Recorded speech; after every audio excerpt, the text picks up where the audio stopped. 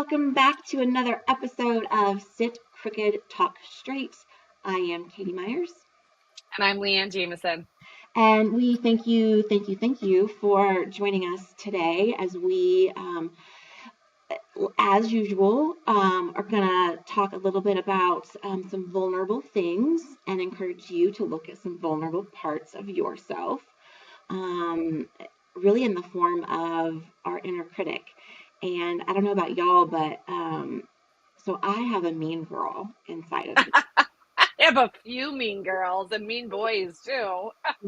She is not nice. And anyway, I have learned over the years to kind of get honest about like she exists. And oh my gosh, Leanne, this relates so much to what we went over in the retreat as far as like accepting and loving all the parts of us and like the shadow parts and the all the parts, because we are made up of many parts. But today we're gonna get loving and kind and gentle and firm. Mm-hmm. That is actually loving and kind. Clarity is kindness. In like human relationships and like interpersonal relationships, clarity is kindness. I've never used that phrase as far as like clarity within ourselves is kindness, but I guess it relates too. I mean, it would definitely translate. But yes. So get comfy, sit crooked. We're about to talk straight, no bullshit. Because we've got some things going on internally that keep us stuck, and I don't know. I need to give my mean girl a hug and tell her that she is so allowed to be a part of the journey, but she is not allowed to speak out of turn. I love that. I love that. Yes. Like, raise your hand, mean girl, and if I call on you, then you may speak. But if not, keep it to yourself. Or what is it that we need to do when she's speaking up? Because like she speaks up in so many different ways. So yes, so I want to just sort of backtrack a moment and talk about like this work that we do from the inside and out, right? Like we start from within, it projects out. Our reality is a mirror of what we are going through internally. So if you have a lot of criticism or you feel like you have a lot of criticism going in towards you, or maybe you have a lot of criticism outwards, a lot of judgment, it's often a depiction of what's happening internally, right? I feel like we just talked about this like pretty recently. I can't remember though, because I have a lot of discussions, and a lot of training. So being able to simply know and see, like you were saying, it's like we have all these different parts of us. We have so many, and what hurts us is when we actually ignore them. And when we are functioning from these parts, these hurt parts of us out of just like disconnection or a lack of awareness, when we're just doing it on like autopilot, this is when we're really, we have this tendency to hurt ourselves or other people. Mm-hmm. So by bringing it to awareness, bringing it into harmony and like really, really connecting with these parts of you that, and I'll go into what these parts are, these parts of you. And this is a lot of like inner family systems. I was just talking to another therapist. She's like, everything that you do is very connected to like inner family. I'm like, I know. It's also connected to Jungian psychotherapy. It's also, it's connected to so many different, workings and belief systems and methodologies. So it's really cool to bring it all together and to have one space to really like look at what does it look like to heal these parts of us. Mm-hmm. So when I say who makes up your shitty committee, right? Like who is in your shitty committee? And these are all of your inner critics. We have them and they serve their purpose, right? They came from somewhere though, right? It always comes back to who started saying that to you, because we did not come into this life saying you're not good enough, that you have to be you have to be thin, you have to be a straight A student, you have to be perfect. We did not come into this life saying that. So what were the experiences that molded and solidified that belief system into you? As far as just, and like, how do you protect that, like your authentic self from shining? And I know that might sound weird of protection, but that's what it truly is like, it's too scary to be vulnerable and be myself and show all my flaws. well, like what really shaped this? So our shitty committee sort of like is created from all, it's not sort of, it is, it's created from all these different experiences from our past that we carry with us. And then they become our voices. And then it's really, really hard to sort of identify which are my voices. Where did I pick those up? Whose voice is that? Right. And that's why I laughed of just like, I have a lot of like mean girls, but I have a lot of mean boys too, right? Because when I really sift out of like, yes, this is my 10-year-old or my 12-year-old talking to me saying like, you're not pretty enough, you look like a boy, like you, like all of these things that were said to me right around that age. Like I can now envision like that's not my voice. I can actually envision like that's one of the kids that was on the bus, right? Like that was my grandfather, criticizing me for how full I was, as far as like my body. And yeah, so really, really being able to do, there's so many different ways that we can go into this healing, but the first and foremost, we have to be aware that we're functioning from this younger part of us. And that's, I sort of like with the shitty committee, I try to make light of it, but it's like really true of just like, gosh, we're so shitty to ourselves. Like we are so hard on ourselves. And maybe that's worked for us in the past to get to where we are, right? It serves a purpose until it doesn't, right? Exactly. So recognizing like, thank you, you got me through that really, really tough time where maybe I wouldn't have been so resilient, or, I would have crumbled, or I would have, who knows what would have happened, but guess what? We're still here. So that means that we made it through it. And guess what? She helped us make it through that. You know what I mean? Yeah. So yeah, that's what I think of, just like all of these younger, like I envision them so clearly. And I know, we're actually going to go into a short meditation to just sort of show you too, to bring awareness to you of just like who shows up on the reg for you, who keeps on, popping in to try to protect you, but it ends up hurting you in the long run, or keeping you stuck in the same place, right? Yeah. Because the intention of that part of us is not necessarily to cause harm. But again, in a lot of relationships, when we are interpersonal relationships, we're trying to do good, help. I use in air quotes, help. When we try to help people, sometimes that hurts them, that cripples them from being able to step into their um, autonomy and truth and take responsibility and accountability. And so, like, there's that codependency kind of lean to it. But then it's the gratitude of we are often in different times in our lives in a place of survival. Mm-hmm. We find ourselves in that fight or flight. Our neurological system goes haywire. We do not think from the prefrontal cortex, which is where judgment and logic and decision making, we function from our primal brain. And that is so necessary when we are in survival mode. But when we're in Yes. survival mode, it is, again, important to tell those voices, you're not needed right now. Thanks, but no thanks. And I love the way that you talked about like identifying, because I do think this is important for everyone to kind of go through the process of identifying what is your voice and what is somebody else's voice. Because I work with so many clients that will say like, no, like I don't know where it came from, but it is absolutely my voice now. And Yes. to which I say like, okay, great. I believe, and some of the framework I operate out of is that thoughts become thoughts that are thought enough. If we think something long enough, it will become a belief. If Mm-hmm. we hold on to and attach to a belief, it will become a behavior. Our behaviors make up what we call life. And so if we can replace those thoughts with other thoughts, and this takes Mm-hmm. time and courage and intentionality, and but you are rewiring almost like there's the neuroplasticity, you're rewiring the brain into eventually believing what you've been saying to yourself.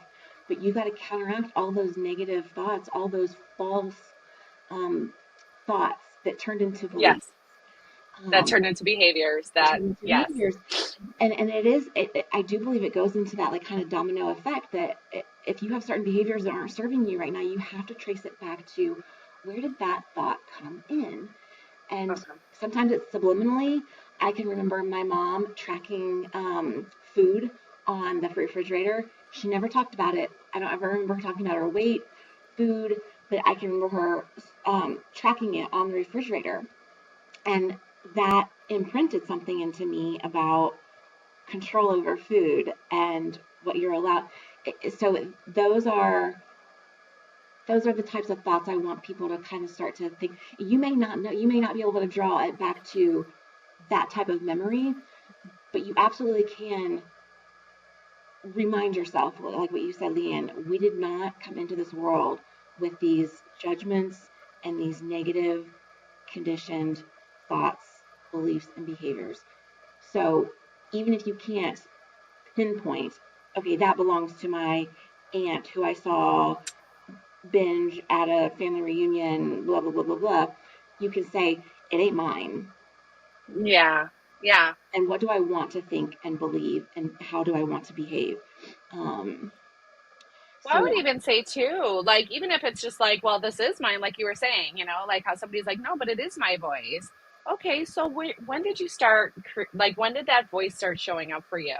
I always say, and this is Maya Angelou, and this can go back and like, this can go in all sorts of different ways of like, people might not remember what you said, but they'll remember how you made them feel. And so I tap into the feeling. When was the first time, what's the feeling that's attached to this like behavior, thought, belief, right? What's the emotion? What's the feeling? And then from there, right, it's easier to pinpoint like where did this develop? And, and you might have multiple times throughout your life and often do, because guess what? It had time this belief system now had time to really ingrain itself into you. So, yes, you are going to have multiple memories and multiple experiences typically associated with this belief and this feeling of not good enough, or that's a thought. The feeling is like real, like low self-worth or guilt or shame. Shame is usually attached to it, right?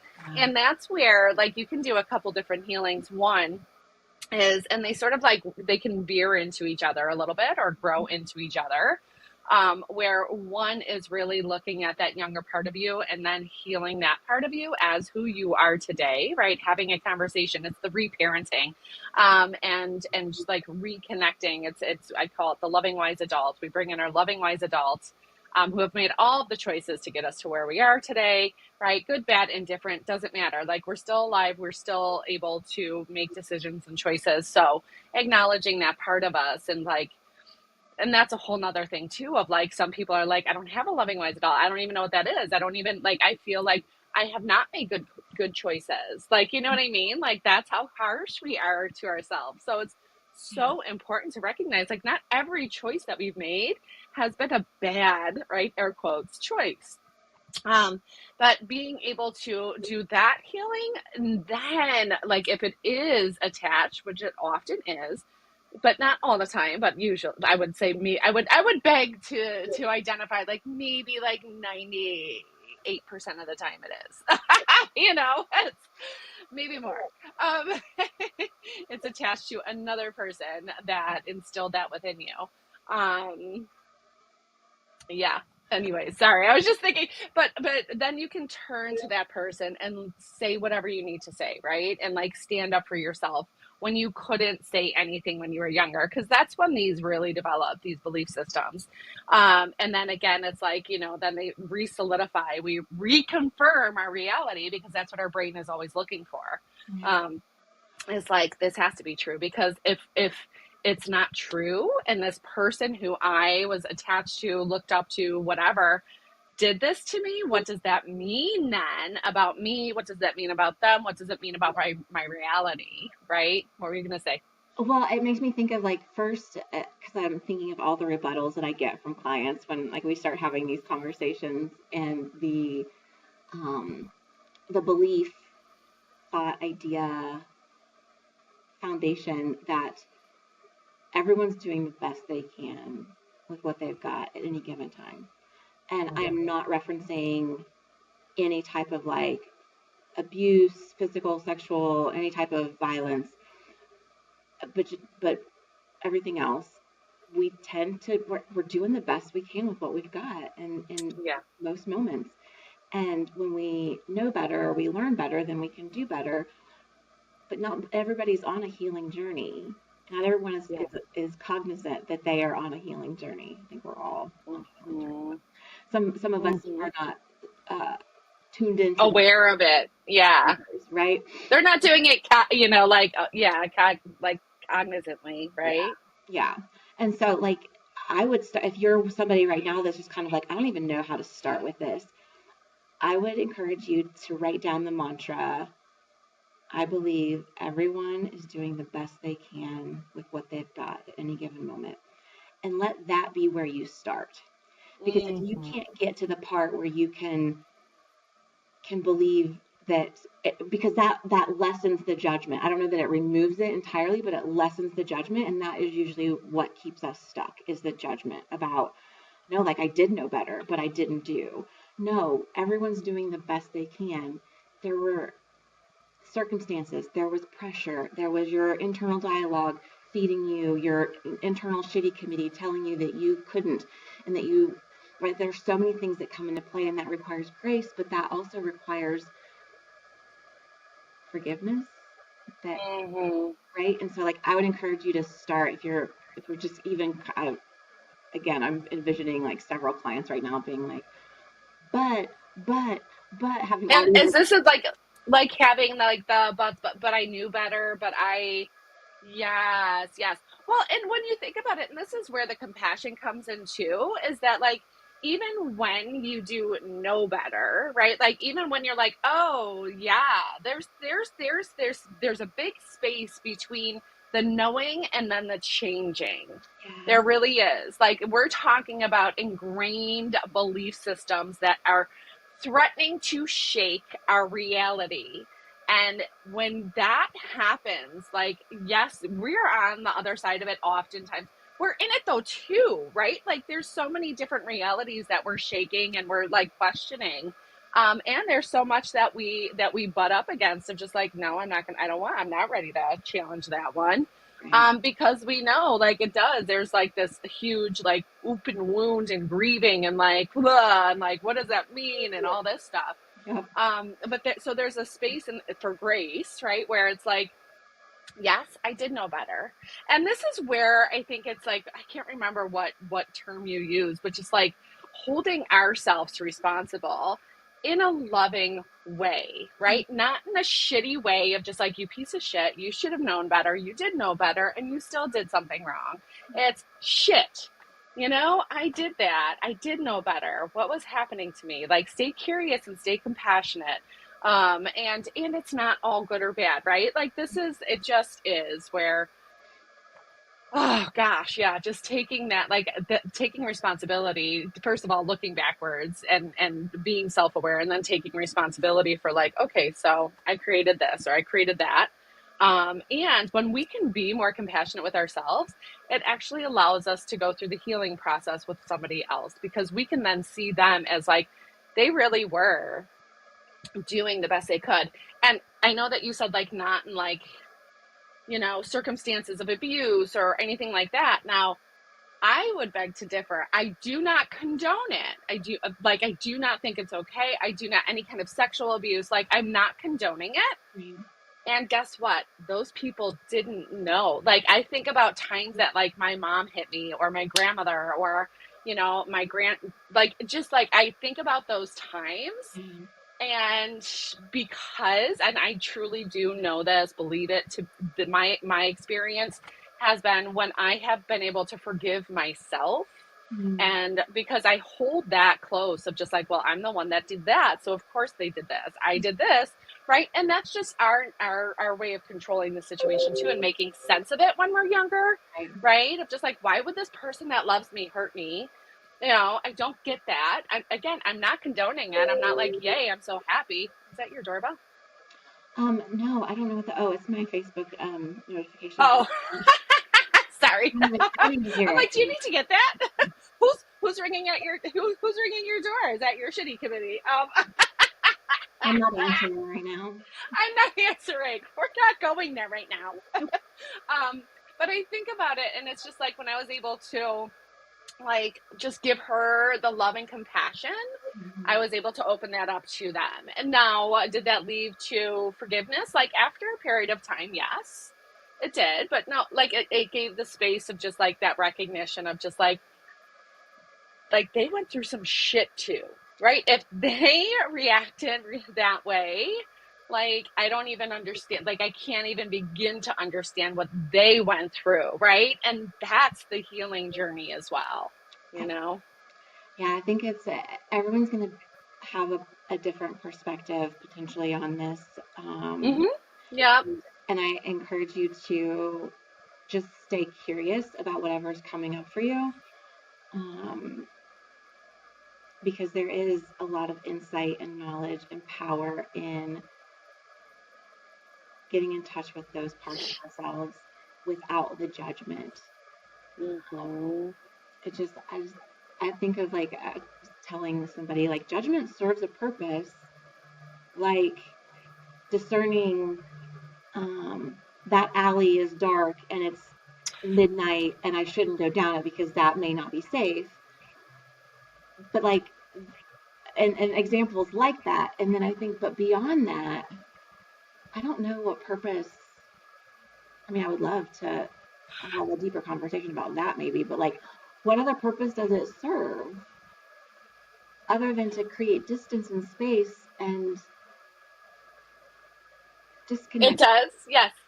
What do you think? I don't know if we want to go into that right now or save it for later, but I do, just for a second, because it is with judgment, it's all about safety. Whether it's, whether it's like, don't go down that alley, which is the helpful judgment. That's like, okay, like, let's be careful. Let's discern, like, this could be dangerous. And when we're judging other people, we're trying to protect ourselves from hurt, from pain, from whether that's, they're going to hurt us or we're going to hurt ourselves, or they're going to see us the way that we are and we're scared of that. Like, it all comes back to like what you were saying before of just like operating from survival, right? And like, at what point does that become too hurtful, right? At what point, like you said, it's, this serves a purpose until it doesn't anymore. I know that in the recovery world, correct me if I'm wrong, but I think I remember hearing this, is that there is no righteous like judgment, or like there's no I don't know how they say it, but I feel like it was like righteous indignation basically, or like righteous judgment or whatever. Or righteous resentments, right? Like, right, there's no space for that mentality of and I think I may have made the joke even in our last episode about the Schitt's Creek meme about when Moira says to her husband, be careful, John, lest you get vertigo from being on such a high place of standing, right? Like, and I love like you bringing it back to like it's all about protection and safety.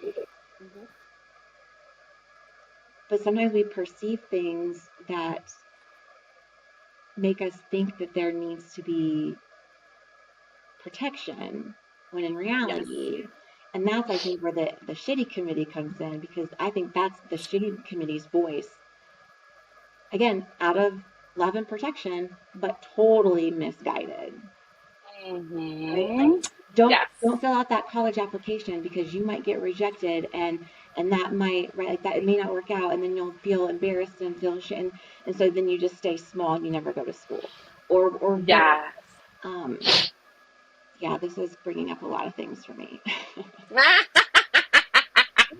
But I still wanted to make sure that we create space, because I did ask, I want you to do some type of meditation to kind of begin the process and Don't do this if you're driving, but Safe space for it in another when you are somewhere that you can actually create space to do this meditation, because it truly is meant to like bring up sort of what has been showing up, bring it to the surface, and do a bit of healing around it. So, when you do this, if you find yourself, sort of confused, like if you find yourself any sort of way, just know that you can please, please, please reach out to me. And again, I'm not going to go super, super, well, I don't know. I can't tell. I was going to say, I'm not going to go super, super deep because I want to make sure that you guys are all in a space where you can receive this and move through it, not get stuck in it. Like, this is a little bit of what I do. This is just sort of a taste of what I do in my, in my programs to do the healing so that we can move forward all together. Because that's the ultimate goal, right? When we talk about it, to me anyways, I think of that, of just like, when we can identify who's on our shitty committee, who's being mean to us, who's in our inner critics, and do the healing, that actually allows the ability to let that part of you know, because she was not feeling safe and she continues to not feel safe in those certain situations that, bring up that emotion. So when you show up for her the way that you are and doing the healing, you're actually connecting to her in a way that she feels safe, and then she can get out of your way. She will stop sabotaging you. She will, or she'll give you a lot of opportunities to show you, or that's for you to show her that like it's safe. It's safe to move in this direction. It's safe to fill out the college application. It's safe to follow your dreams. It's safe to have desires. It's safe to, have love and compassion. It's whatever it is that you're not feeling safe to do. Yeah. You're letting her know that it's safe and it's time to move forward together, hand in hand, instead of ignoring her. And then she comes out in all sorts of different ways. I always say she comes out sideways and just like, or like she's lighting fires in the, in the corner and exploding your life. Right. And I mean, You're not going to pay attention to me. I will make you pay attention to me. Exactly, right? It's like a kid having a tantrum, right? It's, they just get louder and louder and louder and louder and louder. And just, yeah. And even with kids with a tantrum, like, I just think that it's ridiculous that they're like, just ignore this behavior. And I'm like, I get it. And guess what? I believe in I think that we need to see them because that's what they need. That's what they need at that moment. Yeah, absolutely. Exactly. And that's what we need, really. I mean, when we think about it, this is truly just being seen and heard and I mean, it doesn't even have to go as deep as like understanding, but that usually happens. Seen and heard, right? And valued is what we're really all looking for. And that's what these younger parts are too. It's like, I still exist. And so many people don't want to go back there. Because they're like, oh gosh, it's just drudging up like old memories and da da da. I'm like, well, I mean, like, if you want to continue to repeat these shitty patterns where you feel like shit about yourself and you ruin relationships and you keep people at a distance and it's just a really, and I say all this with love because guess what? I've done it. I've been there over and over and over. So let's get into a space. Let's get into a space to see who's showing up for you. Maybe it's today, maybe it's been over this past week. So just taking a moment here to, if you're able to, and again, you're going to want to leave some space. So if you have like a board meeting to go to in like 5 minutes, do not do this. Pause, come back to it later. If you're driving, do not do this. You can listen to it, but just don't, you want to set some space aside. So just allow yourself to settle in. You can close your eyes if you are able to, if you feel safe enough to. If you do not, you can just sort of leave them open, just sort of move your eyelids down to a 1/10 of a way. Like just leave it open with like a little tiny slit because you want to focus in. You want to decrease the distractions, and this actually leads to a more meditative state. So either way is fine. And just taking a few deep breaths here. 3 nice deep belly breaths. We want to go deeper than your chest because we want to get into a relaxed state, which is the parasympathetic nervous system, or the deep, deep belly breaths. Maybe even allowing your exhale to be longer than your inhale.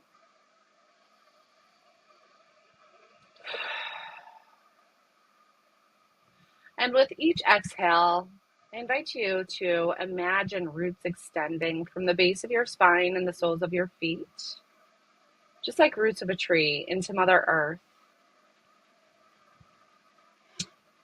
Feeling your roots digging deeper and deeper into the earth, feeling the soil surrounding them.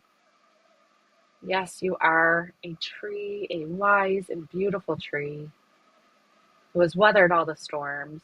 So allow yourself to be there and allow the earth to anchor you.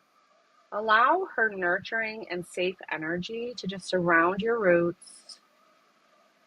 You may even want to imagine an energy, a light, sort of swirling up your roots and up through the soles of your feet, maybe taking a nice deep breath in, and you feel that energy moving up through the soles of your feet, shining up through the midline of your body, reaching the top of your head, and then moving back down on your exhale, knowing that you are safe, you are connected, you are taken care of. And from this place, I invite you to just sort of reflect on your day so far, reflect on your past week possibly, and what we're looking for specifically when we reflect. Are any times that you felt disconnected from yourself, from other people? Any times that maybe you felt afraid, or maybe you were in judgment of yourself or someone else? So just reflecting on all of these different times that this showed up. Maybe there was some emotional pain, maybe there was some physical pain. And when we reflect on this, we do this without judgment. We do this with pure curiosity and compassion.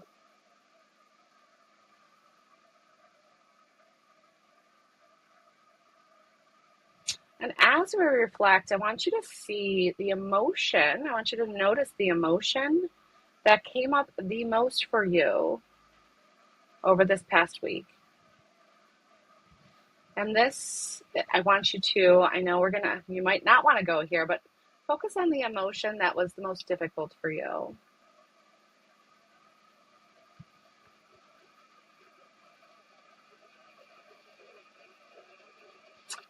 And when you're able to do that, when that becomes clear, I want you to scan your life as far back as you can. Doesn't matter how young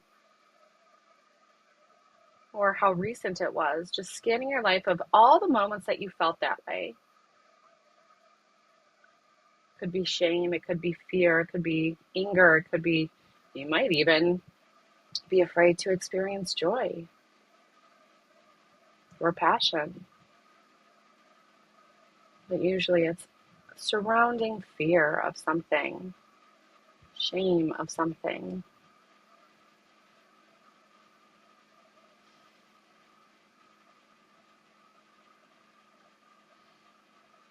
And once you settle in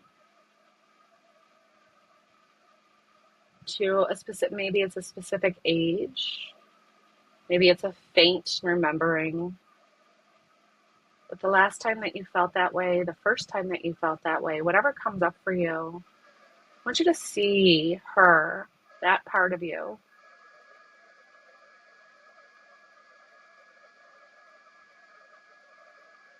I want you to notice what she looks like, if you're able to, what she's doing, if she's with anybody. And you, as you are right now, can approach her as the loving, compassionate adult that you are. seeing her for the purity that she is, and just seeing what she needs at this time. Is it words of encouragement? Is it just acknowledging her? Is it a hug? Just allowing yourself to give her whatever she needs at that time, in that moment.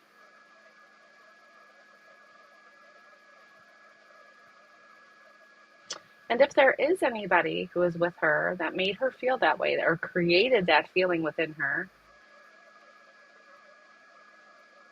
is there anything that you, as the loving, wise adult, needs to say to them?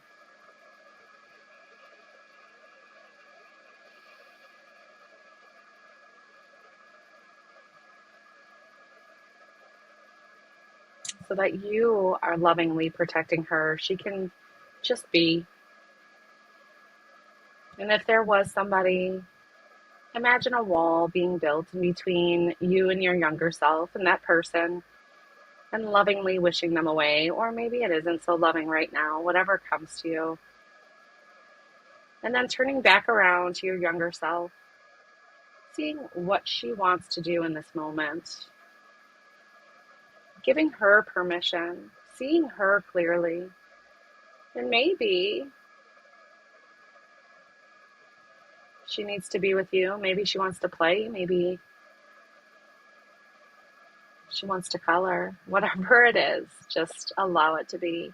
Know that she feels safe enough because of the love that you have given her to go out and just be.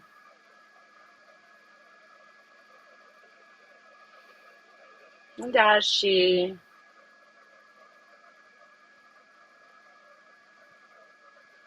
goes off to do what she wants to do, you send her love. As you come slowly back to this moment, deepening your breath, tapping your feet on the ground, rubbing the tops of your thighs, really coming back, allowing yourself to come back to this moment, giving yourself a beautiful big hug, rubbing your arms. This actually releases oxytocin, creating safety, stretching if you need to stretch, and slowly opening your eyes when you're ready. That was a really quick one. Anything come up for you, Katie? Yes, and we do not have enough time. And I'll be journaling about my 13, 14-year-old self as a freshman in high school. Yeah. Yes. Oh, I love that. So I love that you brought that up too, because yeah, you may want to take some space to, if you can, to journal, to write down the messages that you heard that she needed to hear. Actually, that's what I have here in my little love journal. I love the little spiral notebook, because for a really long time when I first started doing this, I would carry this with me everywhere. And when she showed up, I would just flip through all of the different statements that I've had and all the different feelings that I've had that she needed to hear, right? Stop playing small. I'm so proud of you. Know your gifts and your worth and embody them. Like, just like the different things that, that would come up that she needed to hear. So definitely take some time to journal, take some time to be, take some time to nurture. And something that's really cool, if she was able to identify, like, this is what I want to do, this is what I need, it's really important to make the space and time for that. So like I've had women go and like play on the playground. I've had them color, like because that's what their younger part of them wanted to do. I've had them sit down and read a book just for like an afternoon, because that's what their younger self wanted to do. And when we do that, it's another layer of healing and trust that comes from yourself, right? Like, you have done these things. This is you listening to yourself. This is what I need to be nurtured. This is what I need to be loved. So doing that really, really is powerful. It's more powerful than you think. It's more powerful than you realize, because like what gets to happen when we keep on showing up for ourselves, right? We start trusting that we're going to keep showing up. We start gaining that confidence, right? Like, and the opposite is true when we ignore it, when we don't follow through with the things, when we don't give ourselves the space and the time, we become more and more harsh on ourselves, right? We lack the commitment, we lack the confidence, our self-worth tanks, like all of these things happen. So the opposite is true too. When we do take time to nurture ourselves and to listen to ourselves, there's such a strong confidence and connection with our intuition, and that creates that deeper healing. So really encourage you to do that. It is as silly as it might sound or feel. Know that this is like beyond like anything that you can imagine, of like a deeper sense of healing and your ability to move forward with confidence and wholeness, because that's what we're doing here. We're creating that integration, that wholeness. Right now we're often fragmented, and that's what creates a lot of suffering, because we're not accepting so many parts of us and we're ignoring them, so that when we bring them to, you know, to the forefront, we are truly able to heal and become whole. It's almost like these puzzle pieces that we're finding and like putting back on our body. So, so yeah, sorry, I just noticed that I'm like, my heater just died. I'm like, it is cold out here. Sorry. So, anywho, I just want to thank you all for creating the space to listen to us, but also to go through that meditation. Like I said, it was sort of, you know, it's a little quicker. There are a couple of parts where, you know, we could anchor in a little bit more. And I think that this gives you enough space and like enough awareness to know, like, okay, to just bring that to the forefront, right? To start getting curious about it, to start recognizing, like, yes, our past does impact our present, and these are the different ways that it does. And there's a way to move through them if they no longer serve you, whatever behaviors that younger part of us keeps on kicking up. So thank you for being with us. We can do lots of healing around your shitty committee. They were there for a reason. It's important to honor them and see them and acknowledge them, so that they can then shift away. It's not even away, just shift like closer into you and integrate and like get in. Like, we want everybody on the same page. That's what it is. It's like, we want to move in this direction, right? And we might want that with really, truly all of our heart, but this might be the missing piece for some people, right? It's like, well, why can't I just like do this? I know that this is really important to me. This is why, because there are some younger parts of you that aren't in alignment with that. There's also a lot of like energy, like different energy exercises and practices that you can incorporate as well. This is just one of them. So thank you for being with us. I'm excited to hear about your 13, 14-year-old self later. And for all of you who also need that, like want that support and guidance, and also it's just like, whoa, this is the person that showed up for me. Please do reach out to us, share. We'd love to hear from you and to connect with you. And there are so many women who are going through this like awakening and reconnection. You're not alone. You're not meant to be alone. So reach out to us, and we will connect you with those amazing women who are all doing the work alongside with you. So we thank you so much, and we are excited to see you for our next week's episode, and just thank you so much for joining us. So we are always sending so much light and love your way. Remember that you're worth it to do this healing. Take the time, take the space, create the space. You are worth it, and let your light shine always. So sending so much light and love. Mwah.